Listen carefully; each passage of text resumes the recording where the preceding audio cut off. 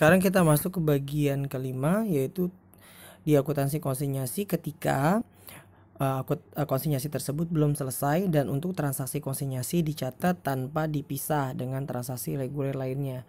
Yang menjadi perhatian khusus adalah nantinya pada saat penyerahan hasil penjualan dari konsinyi kepada si konsinyor, maka nanti di konsinyornya pasti nanti akan terbit akun berkaitan dengan persediaan konsinyasinya. Berarti berapa sih? Nah, itu yang menjadi hal yang harus diperhatikan ketika pada saat adanya penyerahan sebelum tutup buku ya ini ya. Karena terjadinya transaksi tersebut tadi kita hanya jualnya 6 padahal barang yang dikirim 10.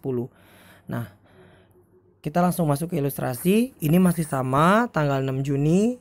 Saya agak percepat ya. Tanggal 6 Juni Konita mengirim 10 set. Baik itu konsinyi maupun si konsinyor hanya bukti memorandum. Tanggal 6 Juni juga sama karena nanti dia akan mencatat frek itu seperti biaya pada umumnya. Berarti di sini no entry juga, tidak di jurnal. Tanggal 36 Juni sampai dengan 30 Juni adanya beban-beban yang nanti harus dibayar sama si konsinyor. Berarti nanti PT Konita didebet pada cash sebesar 25. Jadi dia tetap mendebetkan si perusahaan ya. Jadi nggak ada konsigmen outnya ya. Nah, terus di sini kita bisa lihat tanggal terjadinya transaksi tanggal 6 Juni yaitu konsinyasi berhasil menjual 6 set produk dengan harga sebesar 85 per set.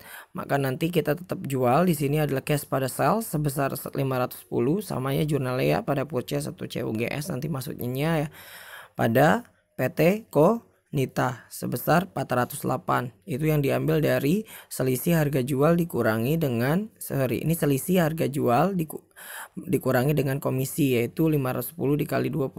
Nah, pada tanggal 30 Juni karena tadi komisi sudah dicatat yaitu sebesar 102, maka tidak akan dicatat kembali pada saat mencatat komisi penjualan. Jadi no entry ya pada saat tanggal 30 Juni.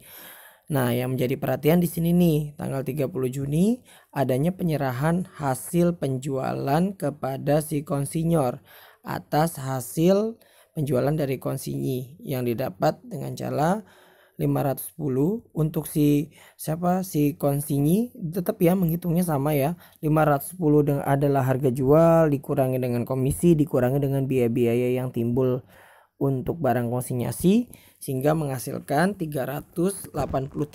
Maka di sini nanti PT Konita pada cash senilai 383. Ini sama ya. Nah, yang membeda tadi yang saya bilang di atas yaitu pada saat nantinya si konsinyor. Nah, konsinyor cashnya tetap 383 ya. Untuk freknya kenapa 15?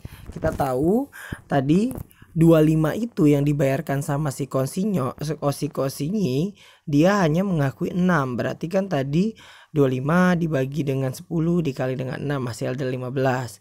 Untuk commission expense tidak berubah, ada 102. Nah, di sini sorry.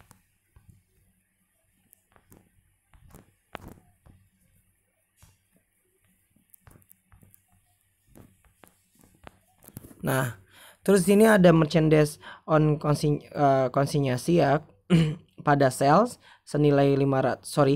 Di sini akan muncul merchandise on konsinyi sebesar 10 itu didapat dari mana? Yaitu adalah untuk barang yang belum terjual.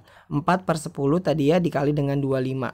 Berarti di sini adalah 10 itu adalah untuk barang yang belum terjual. Jadi tadi akan menimbulkan akun persediaan kan tadi saya bilang kan. Terus di sini nanti akan juga saya lanjut dulu tadi ya merchant on konsinyi konsinyor sebesar 10 pada sales senilai 510. Nah, di sini merchandise on konsinyasinya ada 224. Kenapa kita harus mendebetkan 224? Karena barang tersebut masih dihitung di gudang perusahaan kan nggak ada tuh. Nah, kita harus mendebetkan akunnya lagi berarti ada merchandise on konsinyi sebesar 224 pada income summary 200 dan breakout sebesar 24 yang didapat dari mana? Untuk income summary kita harus untuk merchandise on konsinyasi ini kita harus menghitung dulu income summary-nya. Income summary-nya itu didapat dengan cara ya 4/10 dikali dengan 500 atau berapa sih harga 4 barang? Ya udah 4 dikali dengan 50. Harga per barang kan 50. Berarti 4 dikali 50 aja, 550 aja, hasilnya adalah $200. Nah, untuk breakout itu kita harus lihat juga berapa breakoutnya. Berarti breakoutnya adalah 60 dibagi dengan 10 dikali dengan 4. Hasilnya adalah 24. Berarti nanti merchant of konsinyasinya sebesar 224. Jadi yang harus kalian perhatikan perbedaannya di sini ya, ketika yang sudah selesai maupun yang belum selesai. Kalau ini yang belum selesai, maka perbedaannya dia akan memunculkan akun merchant on konsinya sebesar 10 plus 224, nanti akan ada saldo tersebut. Nah, kita lanjut lagi di sini. Nah, nanti berarti berapa sih beban atau revenue tahun berjalan dan revenue untuk tahun berikutnya? Nah, kita harus lihat dulu. Untuk tahun berjalan atau pada saat sekarang current revenue-nya ya. Berarti berapa di sini kita bisa lihat? Nah, di sini kita lihat pembebanan oleh konsinyur, kos barang konsinyasi kan tadi hasilnya adalah 500, kos keseluruhan ya. Biaya pengiriman keseluruhan 60, pembebanan oleh konsinyi 25 plus 102, maka kan 687. Sedangkan beban yang teridentifikasi pada saat tutup buku adalah 6 set. Berarti adalah di sini tinggal aja hasilnya adalah ini kan untuk 10 barang, berarti hasilnya di sini 500 dibagi dengan 10 dikali 6 gitu ya. Ini juga demikian 36, ini 15, terus ini 102 tidak berubah ya, karena untuk pembebanan oleh konsinyi itu tidak berubah. Yang berubah hanya ini pembebanan oleh konsinyi yang komisi penjualan nggak berubah ya, karena komisi penjualan itu base perhitungannya berdasarkan harga jual yang dijual, yaitu tadi harganya adalah 510 ya. Terus di sini berarti berapa sih beban yang teridentifikasi untuk 4 set? Berarti tadi 200 plus 24 plus 10 maka akan menghasilkan 234. Nah, nih penjelasannya bisa kita lihat.